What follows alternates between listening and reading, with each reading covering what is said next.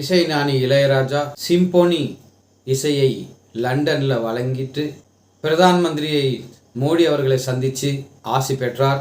அவர் ராஜ்யசபா எம்பியும் கூட. பாராளுமன்றத்துக்கு தன் இருக்கைக்கு போனார். துணை ஜனாதிபதி அவர் என்னென்ன சாதனை செஞ்சார் அப்படின்னு சொல்லி பட்டியலிட்டார். 6 நிமிஷத்துக்கு மேல எத்தனை படங்களுக்கு இசையமைத்தார்? 1553 திரைப்படங்களுக்கு இசையமைத்திருக்கிறார்.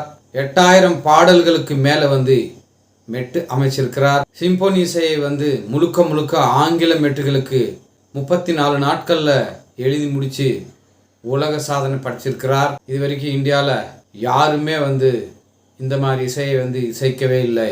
துணை ஜனாதிபதி வாசிக்க அரங்கத்தில் கைத்தட்டல்கள் பெருகினே இருந்துச்சு. கடைசியில் இளையராஜா அண்ணா வாழ்த்துக்கள் அப்படின்னு சொல்லி ஒரு குரல் வந்தது. திரும்பி பார்த்தால் ஜெயா பச்சன் அவங்க தான் அப்படி சொல்கிறாங்க.